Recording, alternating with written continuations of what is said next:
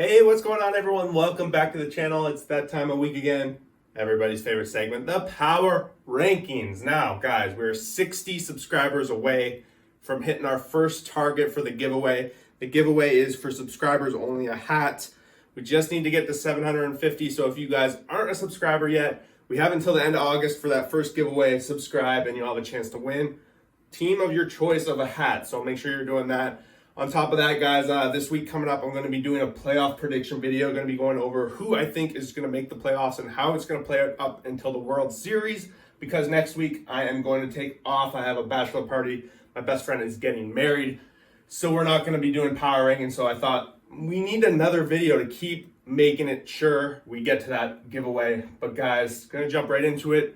This week has been a little wild. Some teams are really showing their true colors. And I think I finally am going to agree. Oakland is last place.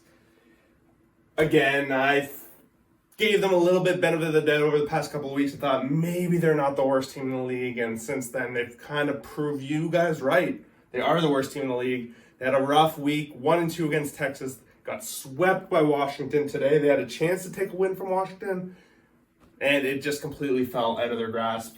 Sure, this bottom row is full of teams that are terrible, but the Oakland A's do take the cake. I still don't think they're absolutely terrible. We're going to see them play a bunch of these teams coming up, including the Kansas City Royals, who are number 29, 1-3 against Boston. So they did have one win against Boston, a pretty big offensive outing against Boston. But other than that, they lost the next three, went 1-1 against their rivals in Missouri, St. Louis Cardinals.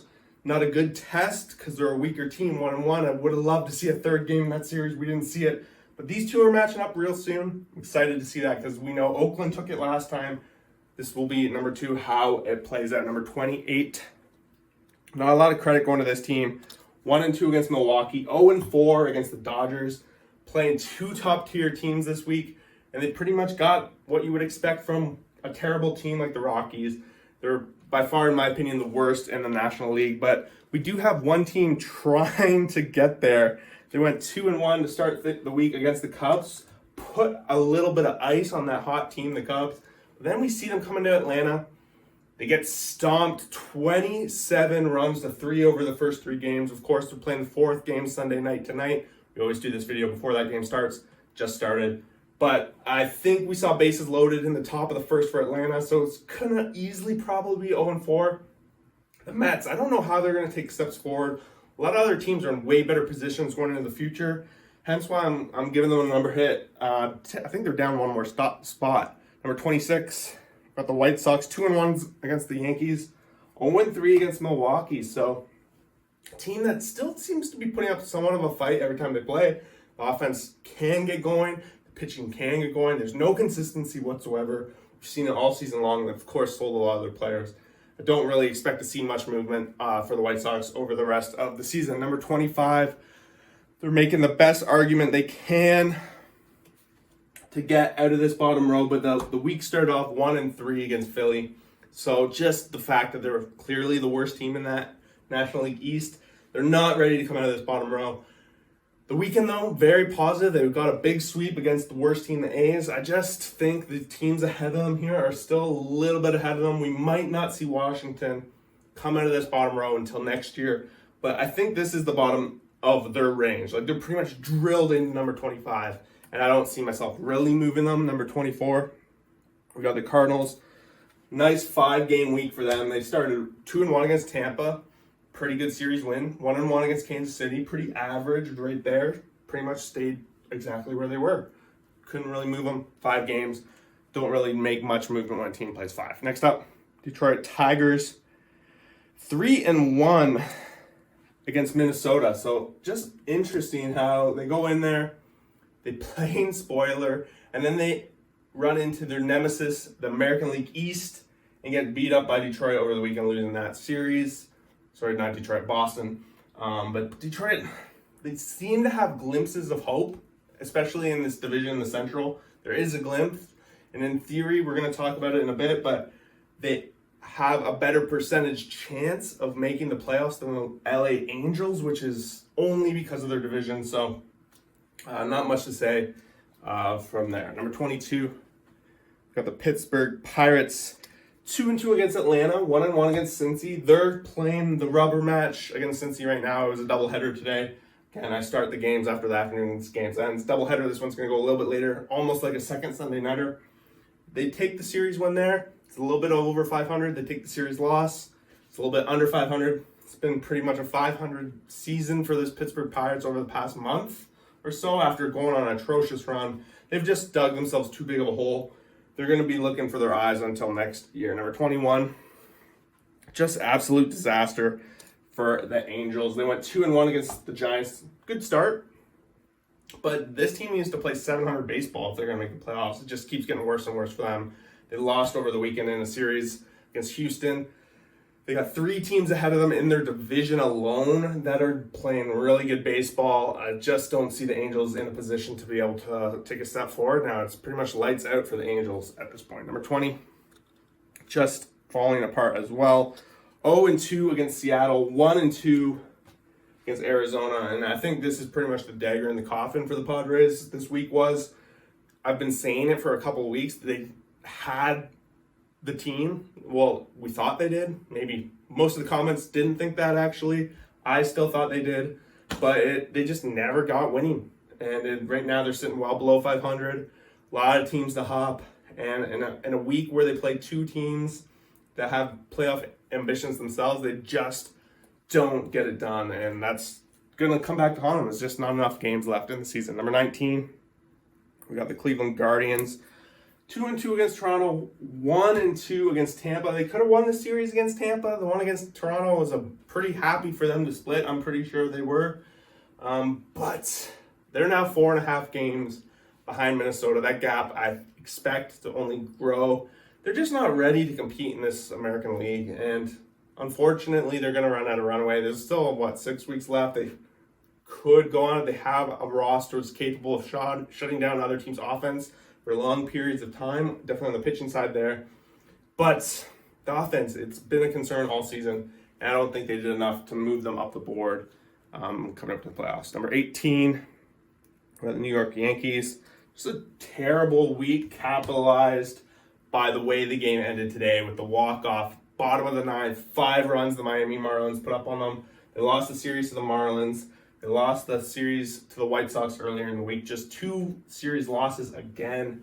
I think they've lost 5 of their last 6. And at this point, we're starting to see playoffs probably cut off here. I don't expect the Yankees now at this point to really put up much of a fight. They're 5.5 games out, maybe 6.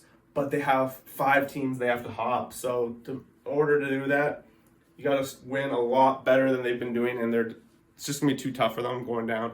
Next up, Arizona, 0-2 against the Dodgers, 2-1 against San Diego. I feel like Arizona's on that bubble. They're a team that I don't really expect to make it, but realistically, we've seen glimpses of them earlier in the season that are capable of going on the kind of run that it'll take for them to get there. The wild card race is very tight in the National League. They're in it. I don't know if they have the talent to be able to stay in it long term. I think by early September, we're going to be talking about them not being really in it any longer. Number 16, one of those teams right there in the thick of it as well. Cincinnati Reds, 1-2 against Miami Marlins. And then 1-1 against Pittsburgh. Cincinnati, since that super hot streak, I think they had a lot of hype when guys were starting to get called up.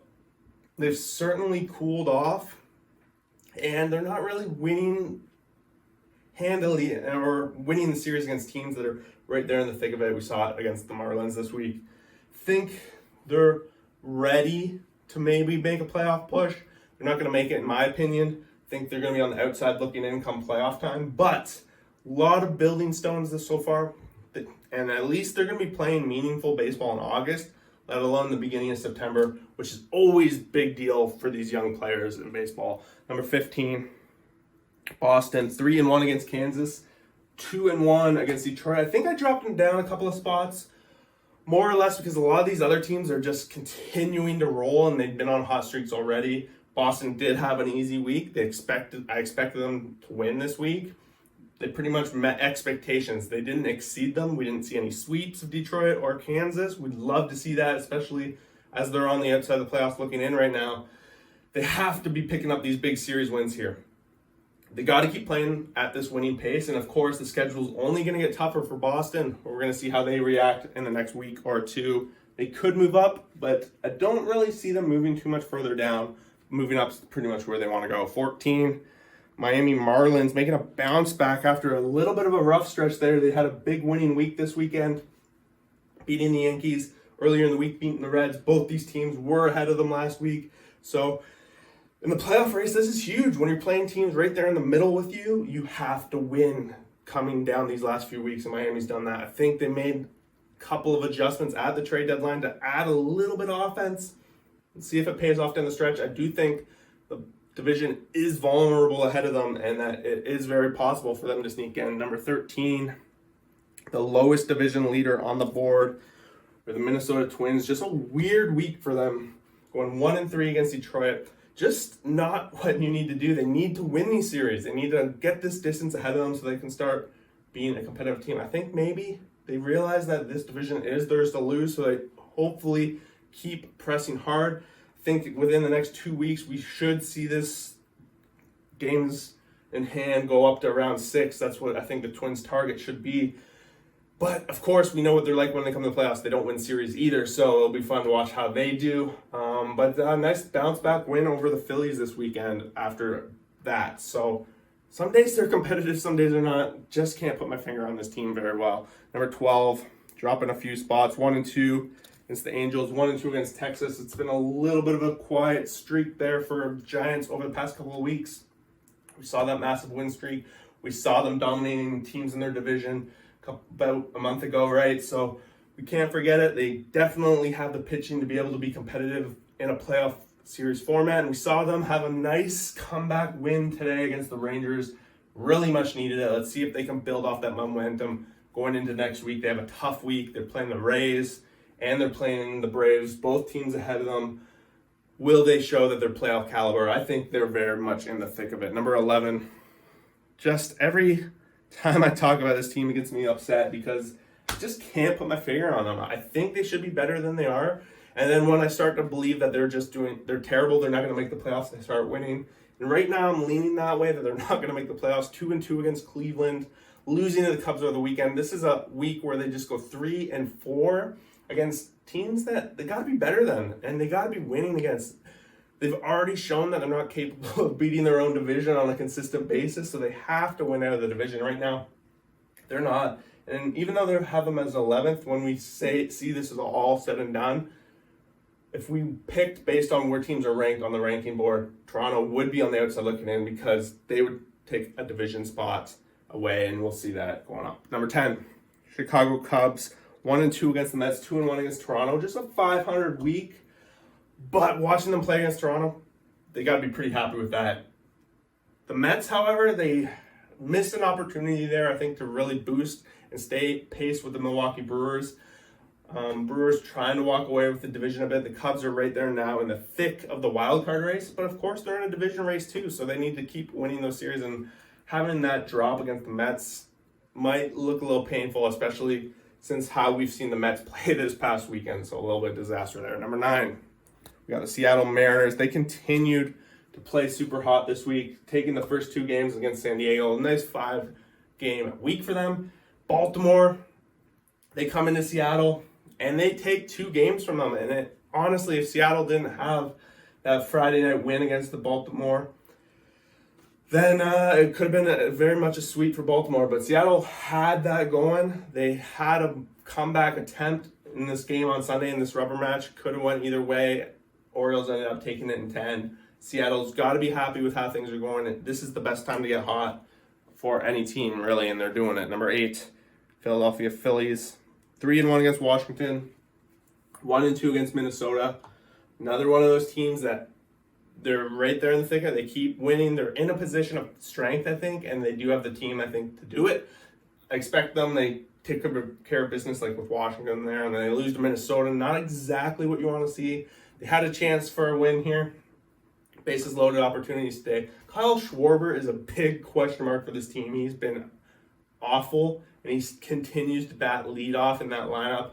I'm wondering when they're finally going to let that go, because they can't keep affording to lose and him come up in clutch spots like we saw today.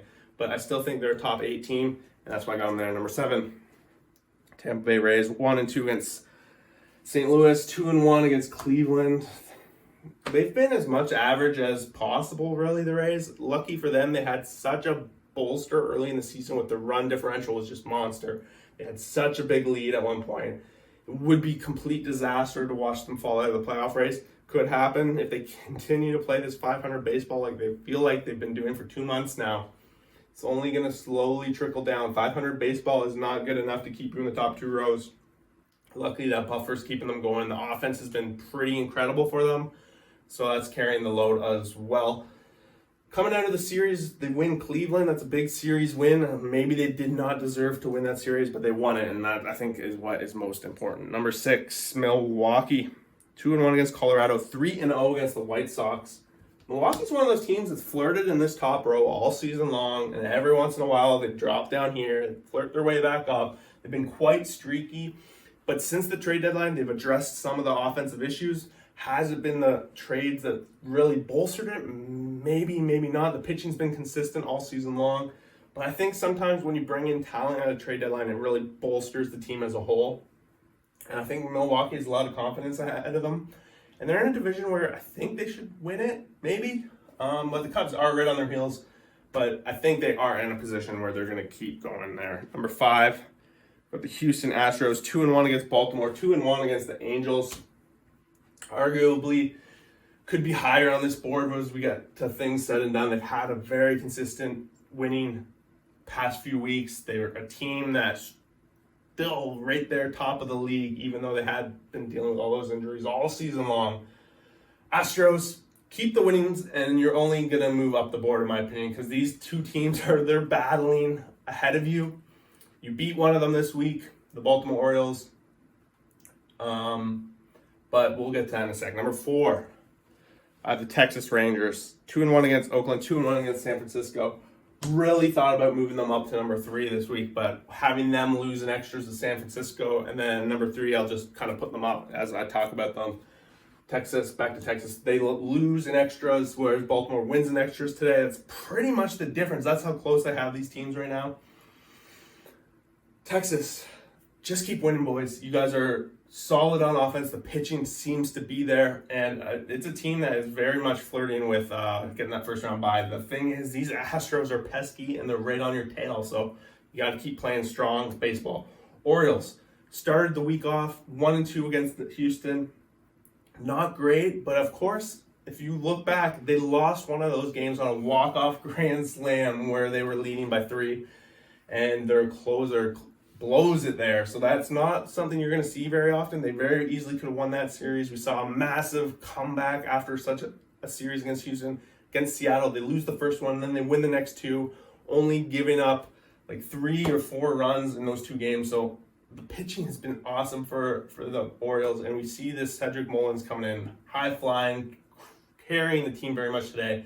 This lineup is one to be fearful of, and they're holding on to number 3, but these teams are on their tail. Next up, number 2. I was given a lot of debate on what to do. They went 2-0 against Arizona, 4-0 against Colorado, just continuing to demolish the league. Dodgers addressed what they needed to at the trade deadline. I still don't know if they match up with number 1 quite right yet. We got Atlanta Braves. I'm keeping them number 1 at least for one more week. Slow start to the week, 2-2 against Pittsburgh. But then they're smashing the Mets this weekend, holding that to them. Their offense has been there. These 2 teams, both their offenses, have been double digits all the time, hitting runs. But I think that the Dodgers are on the tail of the Braves here a little bit. They're picking up steam a little bit. Feels a little bit more momentum there. So I think the Braves haven't had as much to play for a little while. They've been clear division favorites for a long time, whereas the Dodgers were in the thick of it a month and a half ago. Weren't even division leaders, right? So that might be a little bit to do with it. Come playoff team time, these 2 teams match up amazingly. I think I wouldn't argue with anyone if they had Dodgers number 1. But guys, let me know what you guys think here. 30 teams we go over every week on Sundays, except next week. If you didn't hear, not doing it next week. But we're trying to hit that 750 sub mark. If you're not a subscriber, you made it this far, please do everyone a favor. You'll get a chance to win yourself a hat. Subscribe to the channel, and we will see you out there for that next video this week. I'll be predicting the upcoming playoffs. Thanks for watching. Peace out.